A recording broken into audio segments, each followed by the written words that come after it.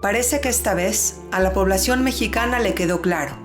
Las elecciones del pasado 6 de junio eran sumamente importantes para el futuro de nuestro país. Las casillas arrojaron los resultados. Pero ¿cómo se traducen estos resultados en la vida práctica de nuestro México? ¿Se logró el equilibrio de poder por el que tantos estaban preocupados? Por otro lado, una nueva cepa del COVID-19 ha surgido. Se le llamó Delta, y nuevas preguntas surgen con ella. ¿Podría esta variación del virus paralizar de nuevo al mundo entero? Estas y otras preguntas responde en entrevista para Enlace Judío el analista Esdras Shabot. Hola Esdras, ¿cómo estás? Qué gusto me da saludarte. Muchas gracias, Nadia, y gracias a Enlace Judío por esta plática. A ver, Esdras, tuvimos las elecciones el 6 de junio pasado. Nos quedó claro a gran parte de la población que estas elecciones eran sumamente importantes para el futuro de nuestro país y ya conocemos los resultados. Pero realmente, ¿cómo se traducen ya en la vida práctica, en la realidad de nuestro país, estos resultados? Mira, se trata de una elección, o se trató de una elección, en donde pues claramente lo que la mayoría de la población pues expresó es esta necesidad de encontrar pesos y contrapesos a un poder centralizado. Es obvio que, por un lado, la mayoría de los mexicanos refrendaron al partido del presidente de la República, Andrés Manuel López Obrador, siguió teniendo la mayoría en la Cámara de Diputados, ellos, sus aliados, pero en términos del poder que se esperaba, de la posibilidad de ampliarlo y de tener lo que se llama una mayoría que pudiese pues, modificar la Constitución, esto fue lo que finalmente la oposición unida consiguió detener. Una oposición que pues, trataba de sobrevivir, PRI, PAN, PRD, consiguieron finalmente presentar un bloque cuyo único elemento en común, más allá de diferencias ideológicas y de intereses totalmente distintos, lo que les interesaba era, uno, sobrevivir como partidos políticos, dos, encontrar un punto en donde la estructura democrática o el sistema democrático mexicano se mantuviese y no se convirtiese todo en un solo partido, en una estructura de un solo partido. Y eso es lo que funcionó. El fenómeno en la Ciudad de México sí fue un fenómeno muy claro, en donde una buena parte de la ciudad, la mitad de la ciudad prácticamente, la que tiene una clase media mucho más fuerte, con mejor nivel de vida, fue aquella que finalmente votó en contra del gobierno, y aquella otra que sigue recibiendo apoyos por parte del gobierno y que además sigue viendo en la figura presidencial a alguien que tiene la capacidad y la posibilidad de ayudar y de mejorar su condición, le refrendó finalmente el apoyo. Ahí están sin duda alguna estas dos opciones. El Instituto Nacional Electoral sigue siendo un garante del proceso democrático. El país sigue polarizado entre estas dos opciones, pero lo que sí queda claro es que hay ahora sí mayores pesos y contrapesos. En las ciudades, en los espacios urbanos, la oposición tuvo un peso importante. En zonas rurales, Morena tuvo mayor capacidad en algunos lados, centro-sur del país, de reforzarse, pero también tuvo fuerza en algunas zonas del norte y noroeste del país. En muchas de las gubernaturas que finalmente ganó, hablan de su capacidad de acción y de su capacidad de atraer el voto. Ahí está, un país plural, en donde el ejercicio del poder tendrá que pues, desarrollarse en los próximos meses y años, pero que lo que queda claro es que hay pluralidad, no hay una opción, no hay una sola alternativa, y que el sistema democrático tendrá que ir funcionando.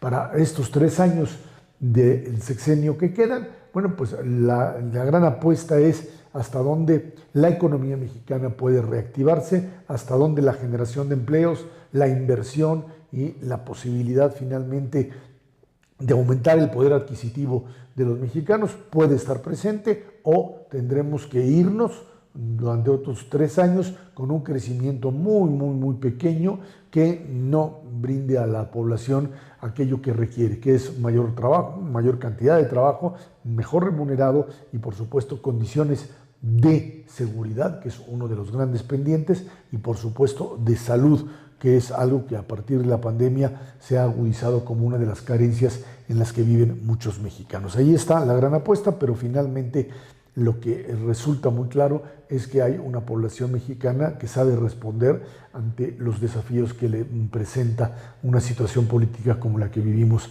el pasado 6 de junio, Nadia. Esdra, mencionaste el tema de la salud y ahora hemos tenido nuevos brotes del COVID-19, ahora con una variante llamada Delta. ¿Podría este nuevo brote del COVID paralizar el país de nuevo como sucedió en el 2020? Es un problema bastante serio. Esto es lo que plantean los especialistas, los que realmente le saben al asunto.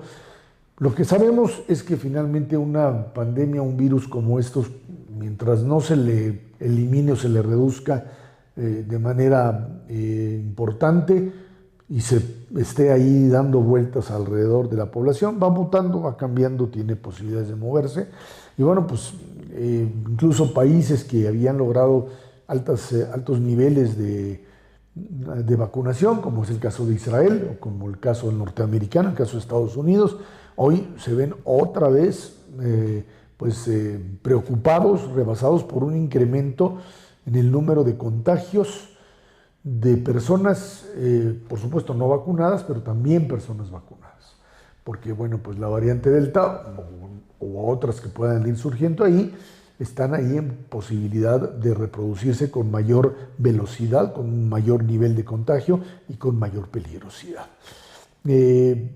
Esperemos que no se produzca un cierre, sería verdaderamente terrible, catastrófico volver a cerrar, no se ve como una opción válida en este momento, pero lo que sí es fundamental es seguir manejando las medidas de salud que hemos seguido teniendo. O sea, el tema de sana distancia, de cubrebocas, de lavado de manos, de uso de gel, de no estar en aglomeraciones, no situarse en espacios donde no haya ventilación, va a seguir teniendo que funcionar.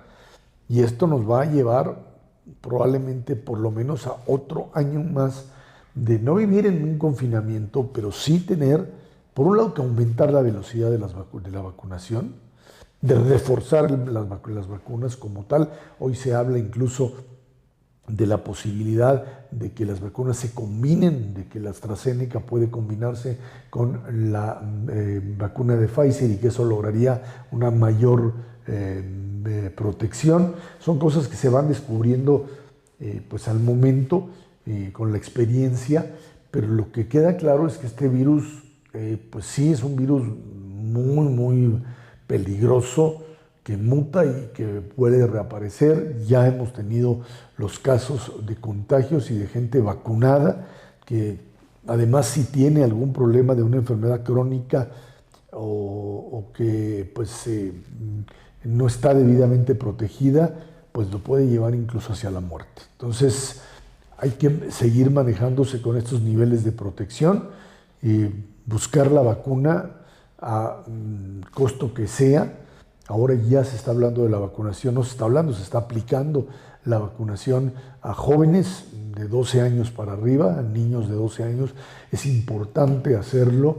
Todos aquellos que siguen pensando en cosas verdaderamente fuera de la lógica de que si las vacunas funcionan o que si les van a cambiar el ADN o que si la vacuna le puede causar infertilidad, son tonterías.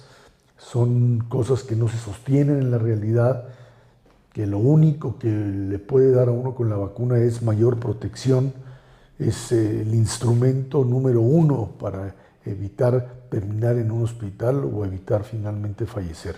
En todo caso, ese es el mensaje, mayor importancia al tema de la vacunación y el seguir asumiendo las cosas con responsabilidad en el manejo de sus hijos, fundamentalmente de adolescentes, y por supuesto también de los niños chicos que hoy ya estamos viendo también están en posibilidades de contagiarse. Claro, claro, y hablando de niños, Esdra, pues un proceso que ha costado bastante trabajo es el tema del regreso a clases. En la Ciudad de México tuvimos un paulatino regreso a clases, pero surgieron brotes del COVID-19. ¿Cómo podría procesar México este sistema de regreso a clases de un modo seguro? ¿Cuáles han sido los errores? ¿Y por qué en otros países sí se ha logrado efectuar con éxito?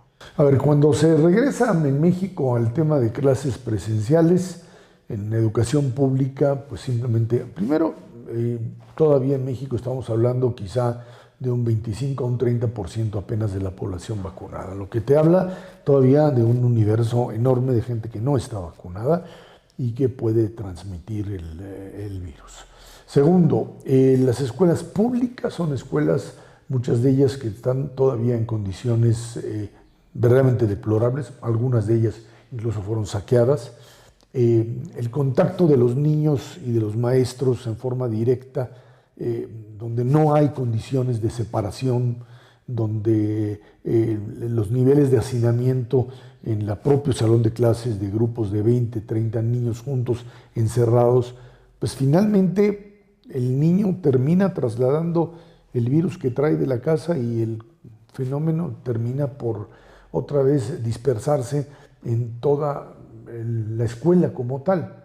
Y eso fue lo que hace generar pues una marcha atrás en el proceso de reapertura de escuelas. Bueno, lo mismo tuvimos incluso en las escuelas de la red escolar judía cuando se dio la posibilidad de esta apertura y algunos padres fueron enormemente irresponsables al generar, digamos, una especie de apertura total sin ningún tipo de control, en donde sus hijos grandes, sus hijos que van en secundarias o preparatorias, pues salían, no estaban vacunados, por supuesto, terminaban contagiándose, contagiaban obviamente al niño chico que iba a la escuela y ese terminaba por contagiar a su burbuja, o sea, a su espacio que había estado protegido durante mucho tiempo.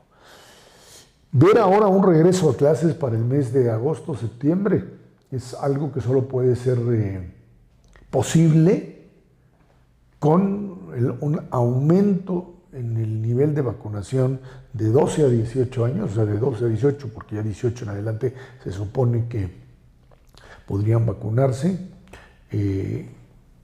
un aumento masivo a esa edad, para que los más chiquitos con los cuales todavía se sigue experimentando y no sabiendo bien a bien cómo generar o producir la vacuna, no terminen contagiándose y además afectando al resto de la familia por el tipo de variantes que están apareciendo, como estas variantes Delta u otras más que podrían surgir. Entonces, esto tiene que ser un proceso de ingeniería de salud fina. O sea, no se puede abrir de repente la puerta y decir todos regresen. No se puede ni abrir, como generas un retorno a clases en escuelas que utilizan, que es muy importante hacerlo con transporte escolar, cuando pues no puedes meter a los niños en un transporte escolar cerrado, porque estás generando condiciones para reproducción del virus, pero tampoco puedes llevar a los niños en camiones con ventanas abiertas a las 7 de la mañana. Y eso te empieza a generar un problema. Entonces dices, bueno, que los traigan los padres. Esto implica una cantidad de automóviles circulando que verdaderamente pone en jaque el funcionamiento, la operatividad de las escuelas. Es un problema muy serio. Es un problema, insisto, que se tiene que manejar como una verdadera maquinaria de relojito para poder controlar, para poder hacer que esto funcione y fundamentalmente asumir que la responsabilidad está en los papás. Los padres de familia son los responsables. Si el hijo se siente mal, no lo puedes mandar a la escuela. Si tuviste un contagio o el niño vio a alguien que tuvo un contagio, no lo puedes mandar a la escuela, porque te parece que es muy difícil que se contagie. Y esa es una enorme responsabilidad o irresponsabilidad que las escuelas no tienen por qué estar soportando por parte de padres carentes de conciencia. Ahí está la apuesta. a nivel nacional, reabrir en septiembre va a ser un desafío enorme, verdaderamente enorme, por el tipo de movilización que se requiere e, insisto, por una cadena de contagio que va de la casa a la escuela y que regresa otra vez a la casa, que si no se corta y no se aumenta el nivel o la intensidad de la vacunación y se siguen manejando las medidas de sanidad establecidas por las autoridades, esto no va a funcionar. Sin duda, es una responsabilidad compartida. Esdra, finalmente quiero enfocar esta pregunta a lo que más interesa a muchos, la economía. Hoy en día ya todos los negocios están abiertos, prácticamente todos, y la gente ya está en la calle, todos trabajando, vendiendo, comprando. ¿Es esto la recuperación de la economía o esto no tiene por qué significar una recuperación? Mira, sí te va a llevar a una recuperación. Claro, por supuesto, si tú lo comparas contra el año pasado, pues sí, el año pasado tenías caídas del menos 20, menos 15 por mes, simplemente por abrir, pues esto te da un nivel de recuperación. Todo depende de qué área, todo depende de qué espacio. Hay, por ejemplo, los que producen lo que se llama industria manufacturera, los que hacen productos de distinto tipo, pues se han recuperado, han podido vender, pues reabrieron, has tenido en los últimos meses una caída de comercio, pero de una u otra forma la manufactura empieza a funcionar. Tienes una economía mexicana de exportación en donde los Estados Unidos le han metido una enorme cantidad de dinero y esto ha jalado a una industria mexicana de exportación que allí funciona. Por supuesto, industrias farmacéuticas, los servicios se quedan atorados, todo lo que tiene que ver con industria turística que has querido abrir, pero cada vez que abres otra vez te metes en estos juegos y rejuegos de contagios. Muchos restaurantes que uno sigue viendo ya totalmente cerrados y que en algunas zonas los ves llenos y en otras están totalmente vacíos. Es una recuperación muy heterogénea, muy dispersa, muy desigual. Aunado a esto, todavía no hay condiciones que favorezcan en México la inversión y esto hace que las cosas estén relativamente paradas en terrenos como la inversión y otros más, en la construcción y otros más. Y esto nos lleva todavía a una situación, sí, no de la catástrofe del año pasado, del cierre total, pero sí de una recuperación lenta y distinta para cada uno de los sectores. Hay sectores que pueden decir, zonas comerciales que dicen, bueno, empiezo a respirar, y otras más que desaparecieron y no ven cómo pueden volver a crecer.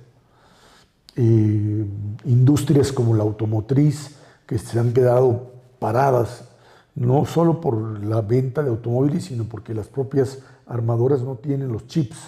O sea, hubo una escasez de los circuitos con los que se arman los coches y esto ha provocado una lentitud en la producción. Es un terreno muy desigual en donde la gente ha tenido que empezar a moverse. Esta idea que se había tenido anteriormente de que la gente iba a seguir trabajando en casa es totalmente absurda, es imposible. O sea, esta idea de que las oficinas iban a desaparecer y todo el mundo iba a trabajar desde su casa no funciona. Si en el terreno de la educación se demostró claramente que esta educación a distancia no sirve, o sea, es un elemento de apoyo en algún momento, pero tú no puedes sustituir la presencia en el salón de clases. Bueno, pues lo mismo te pasa en las cadenas, ya no solo digo de producción directa, sino incluso en los servicios administrativos, servicios, etcétera, que requieren de alguna forma el trabajo en conjunto y que no lo pueden hacer separados, no lo pueden hacer de forma no personal, y creo que eso es finalmente lo que empieza a hacer mover a la ciudad, a las ciudades como tales. Yo creo que en ese sentido nos tomará todavía un tiempo más, otro medio año, o sea, esperar el 2022 como inicio para recuperarnos más o menos y esperar a pensar que podríamos pues, situarnos a principios del 2020, más o menos, para de ahí pues, ver si la situación económica del país pudiese de alguna forma empezar a modificarse. Y para eso hay que tener certeza jurídica, para eso tiene que haber apoyo a la inversión y por supuesto una pandemia que sea o que pueda estar superada. Mientras esto no suceda así, el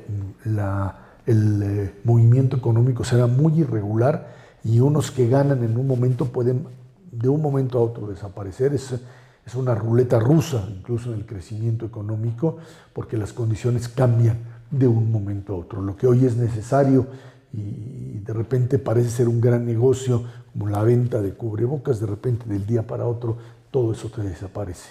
Estás en un mundo en donde no hay parámetros permanentes de consumo, o sea, formas constantes de consumo, y tienes que estar adecuándote a esta situación de crisis de certeza para poder sobrevivir, y eso le está pasando a muchos negocios, a muchas industrias y a muchos inversionistas como tal.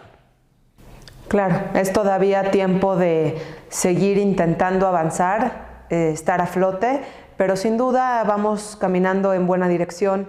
La luz al final del túnel ya se comienza a ver y esperemos que esta segunda mitad del 2021 sea una segunda mitad de recuperación. Esdra, te quiero agradecer muchísimo tu tiempo y tu claridad para esta entrevista. Al contrario, gracias a Enlace Judío y gracias a Nadia por esta entrevista. Gracias, Esdra. Hasta la próxima.